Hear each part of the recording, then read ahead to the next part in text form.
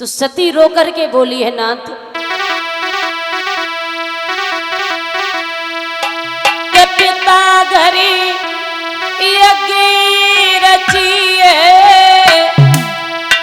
बबुल घर यज्ञ रचिए और मीना बुलाई बरतार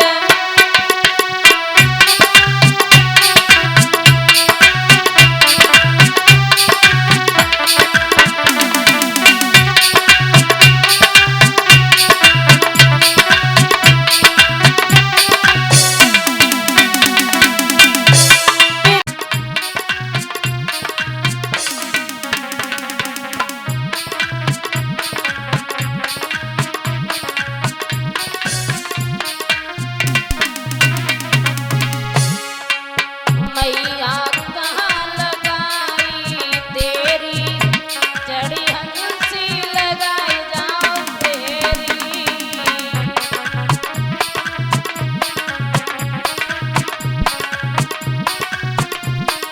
कहता है भक्त भरी सभा में मेरी मैया दौड़ी दौड़ी तुम अइयो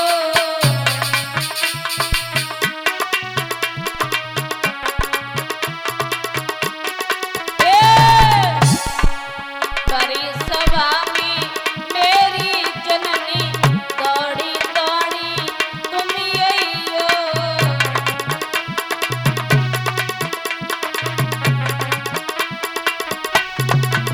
श्वेती हंस की तरह सवारी पीड़ा पुस्तकी कर लइयो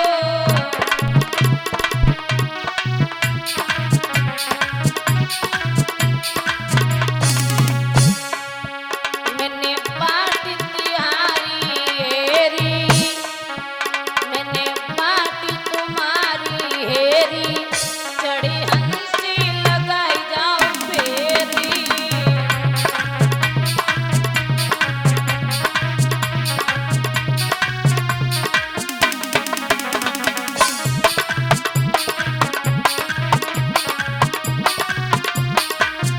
और वहाँ जिसको ना तेरा मिले सहारा भव से ना तरी पाता है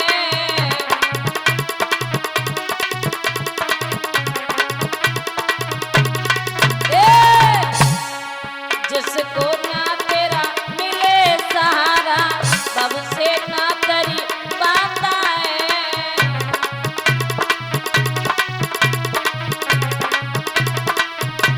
मैया डूबी जाए नहीं या यद भर में कोई न पारी लगाता है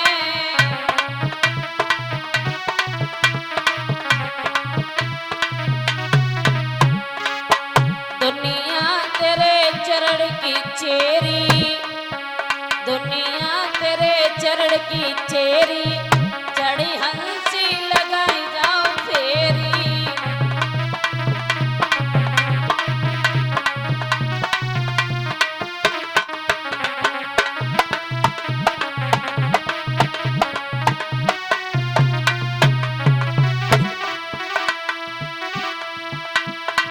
मैया कहाँ लगाई तेरी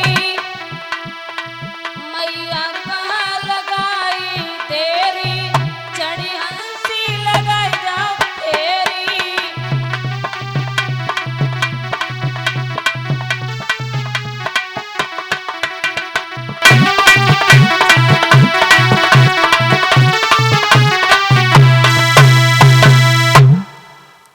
बोलिए कन्हैया लाल की सतगुरुदेव भगवान की। आइए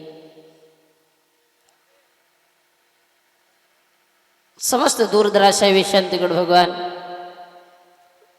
बाबा एवं पिता के समान बैठे हुए बुजुर्ग इस कथा पांडाल में बैठी हुई पवित्र आत्माएं अर्चनी पूजनी वंदनी हमारे सतगुरुदेव भगवान एवं संतगण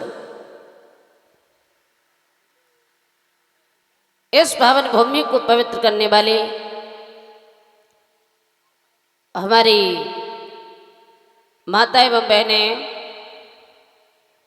प्यार करने योग्य बच्चों, आपके इस पावन ग्राम में,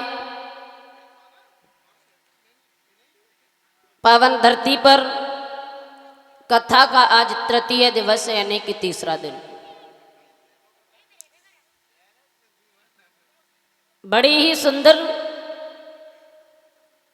प्रभु की चर्चाओं को श्रवण करते चले आ रहे सभी भक्त। इधर उत्तरानंदन परीक्षा जो है वो प्रश्न करते हैं और सुखदेव भगवान उस प्रश्न का उत्तर देते हैं। तो महाराज ये पूछने लगे हैं परीक्षित महाराज कि ये बताओ कि दक्ष प्रजापति के 27 बेटी थी और वो सभी से प्रेम करते थे, लेकिन सती से विरोध क्यों मानते थे, क्या कारण था? सुखदेव भगवान समझा करके बोले, हे राजन परीक्षित, ये तुम कह रहे हो ना, ये बिल्कुल सत्य है कि दक्ष प्रजापति के 27 कन्या थी, वो सभी से प्रेम करते थे लेकिन सती से विरोध मानते थे। बोले क्यों मानते थे? बोले एक समय की बात, दक्ष प्रजापति ने यज्ञ को रचाया और जब यज्ञ को रचाया है,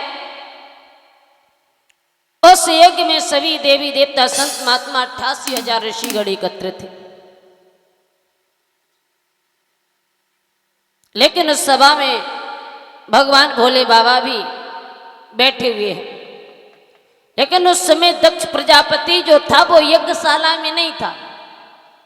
और कुछ समय के बाद जैसे ही दक्ष प्रजापति ने अपने कदम को उस यज्ञशाला में रखा तो सभी ने उन्हें उठ करके प्रणाम किया, लेकिन भोले बाबा ने दक्ष प्रजापति को प्रणाम नहीं किया। और जैसे ये दक्ष प्रजापति ने देखा कि सभी ने मुझे प्रणाम किया लेकिन भोले बाबा ये चुपचाप बैठे रहे, तो कहने लगे कि हे शंकर, तू देख रहा है कि सभी ने मुझे उठ करके प्रणाम किया लेकिन तू तो चुपचाप बैठा रहा। मैं तो तेरे पिता के समान था, मैं हूं या के पिता समाना और या ने उठने की न प्रणामा। हे शंकर, मैं एक तेरे पिता के समान था लेकिन फिर भी तूने मुझे प्रणाम नहीं किया। जब अब शब्द कहा है बुरा भला बोला तो महाराज दत्त प्रजापति वहां से उठे और कैलाश पर्वत पर आ गए। इधर जब धीरे धीरे समय व्यतीत होने लगा तो एक बार त्रेता युग माई और शंभु गए कुंभज ऋषि पाई। एक समय की बात, त्रेता युग चल रहा था। भगवान शंकर मैया सती जो हैं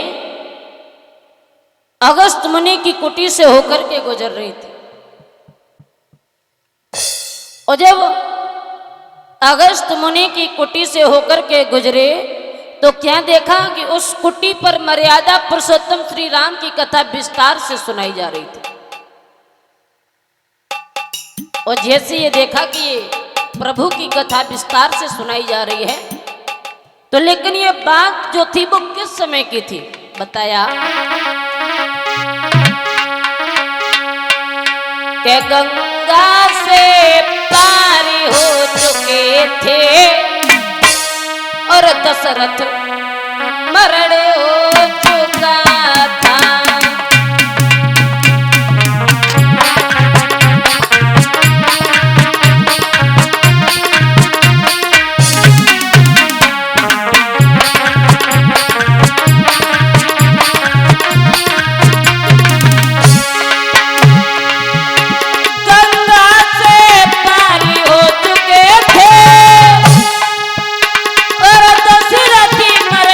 हो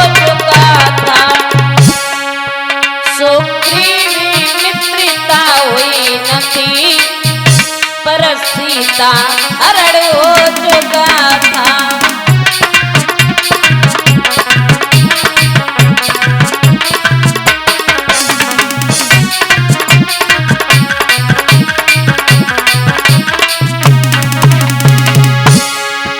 सुग्रीव मित्रता हुई न थी, पर सीता हरणी हो चुका था। गंगा से पारी हो चुके थे और दशरथ मरणी हो चुका था।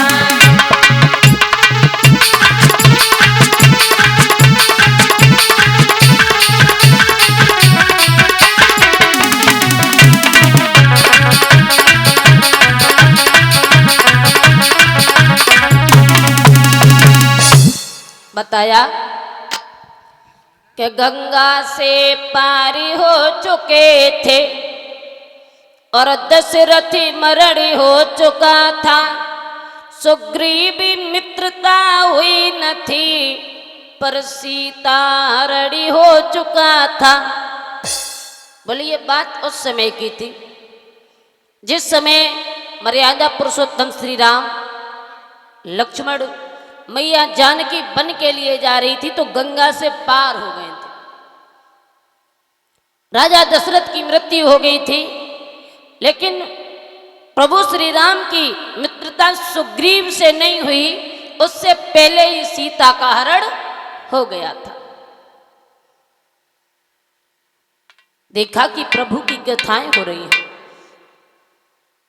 तो भोले बाबा कहने लगे कि मंगल भवनी अमंगल हारी, उद्रिभव सो दशरथ अजिर बिहारी। और जैसे ये शब्द भोले बाबा ने कहे और प्रभु श्री राम ने सुनी, तो कहने लगे, भैया लखन तुम्हें पता है? बोले क्या? कि मंगल भवनी अमंगल हारी और उमा सहित जपुरे त्रिपुरारी।